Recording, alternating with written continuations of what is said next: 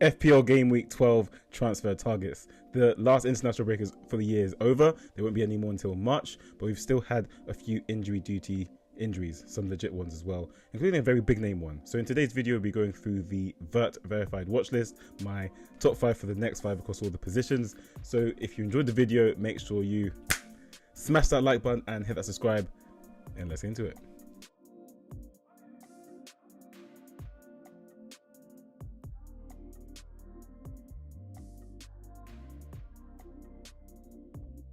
What's up, it's FPL Vert, where arrows go green, and as you can see, they did go green, but we'll review that in my team selection video later this week, as today's video is about the Vert verified watch list, my top 5 for the next 5 across all the positions.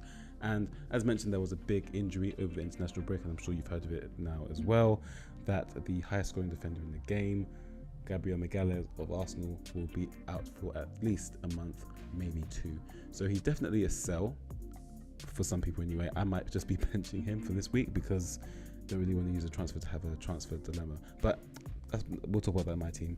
We'll start with the goalkeepers across the positions. Obviously Raya is still going to be in goal for Arsenal.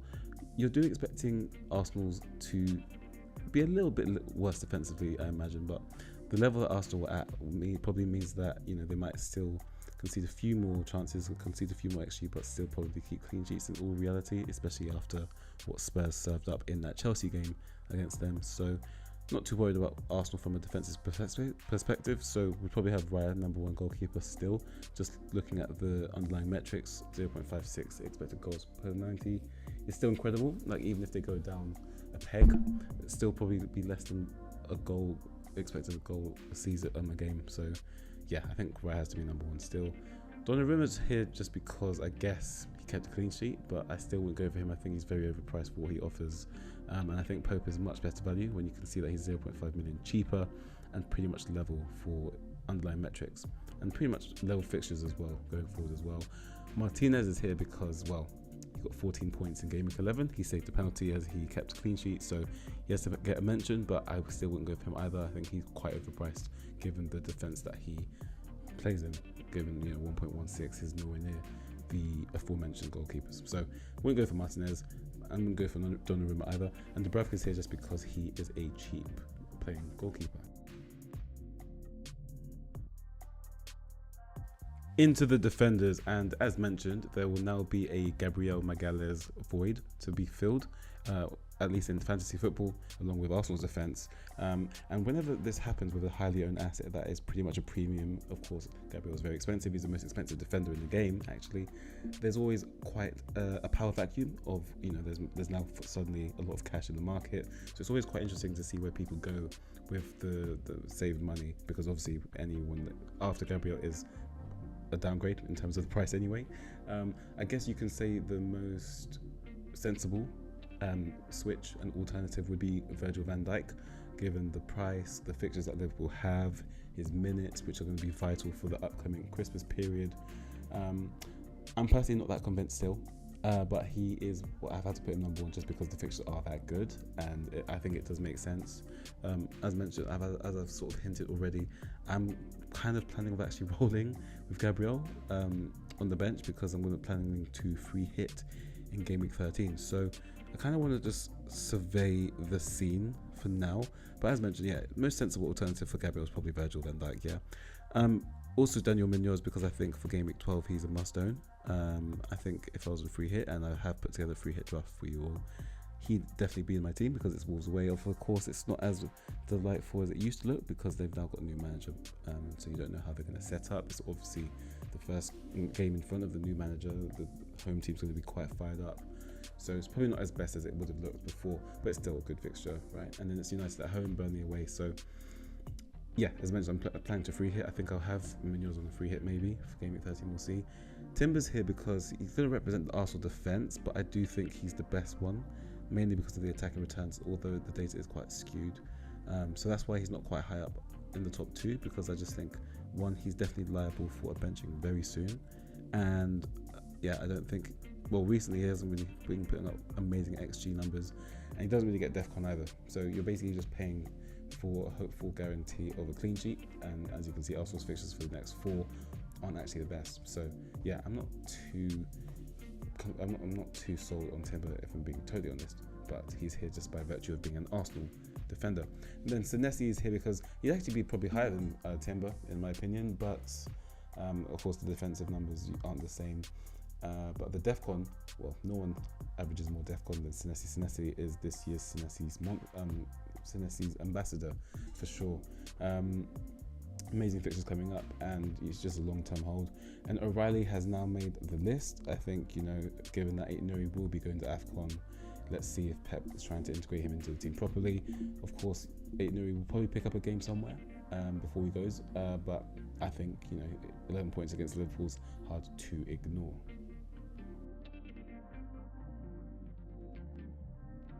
So into the midfielders, and finally the Saka owners had a haul to cheer about because he scored what Bruno and Mbeumo scored to put together combined in game week 11 with 12 points. He scored, he got the max bonus, and he also got DEFCON for the second time in like a second away game. So he's obviously got clearly very good for recoveries for us in terms of DEFCON in away games anyway.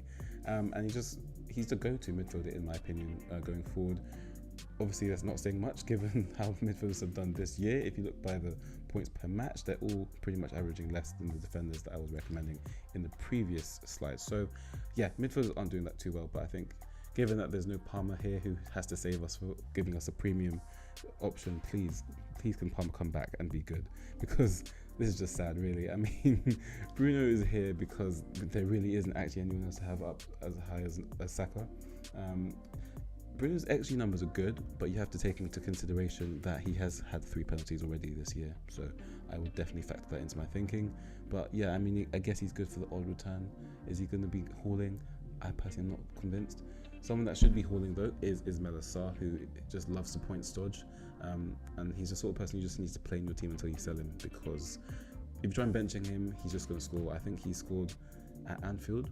He scored against Liverpool in the Community Shield, and he scored against Liverpool at home as well. So he's the type of player that can score against anyone. In fact, he scored against Arsenal last year, didn't he? So yeah, just play Sarr home and away, whatever. Minter is here because he's just a cheap enabler, 6 mil. He's not amazing, he's not pulling up trees, but he's decent enough.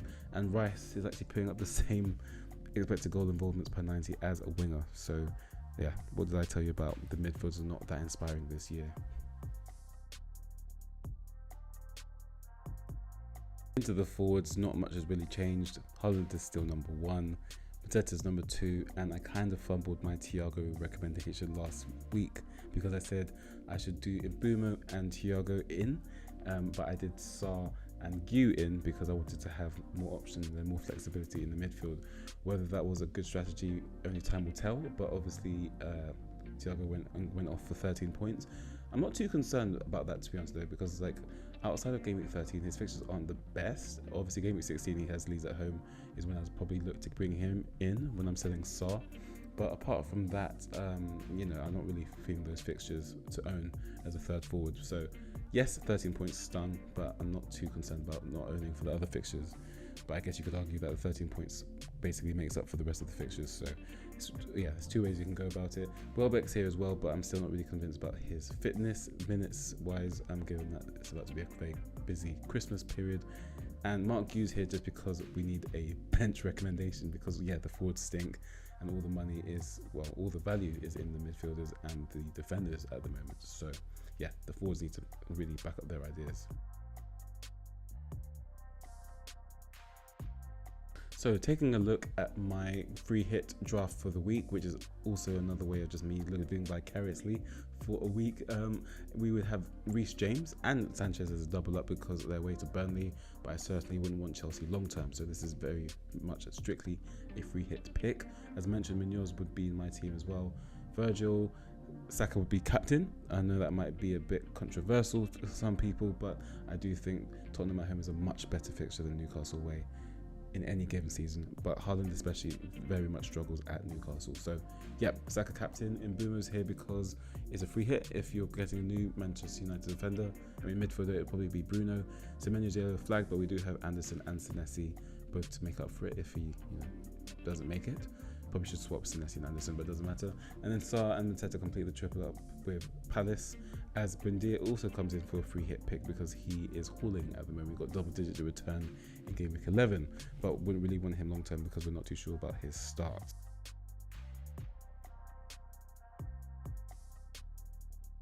And if you've got the wildcard active, I know what I said about Thiago, but I think if you've got the wildcard active, I think I would just go for him, because if you do a wildcard this week, you're not really looking to free hit next week, are you really? So, but of course, I still don't think it's a great week to wildcard, because it's after the international break and there might be some hidden injury that we might not know about. So I like to have a week to just assess and see the teams. But if you were to wildcard this week, I'd still go with Pope over Raya just because of the value.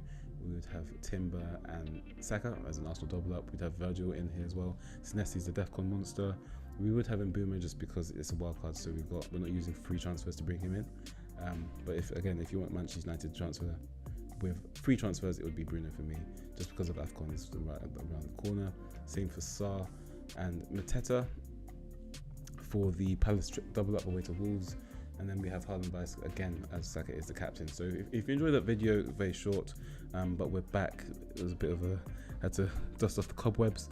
We'll have a team selection video tomorrow, as well as we try to ramp up the content for this busy Christmas period. So thanks for watching. If you have any questions, drop them into the comments, or you can DM me on Twitter, Instagram, TikTok, and also Blue Sky. Thanks.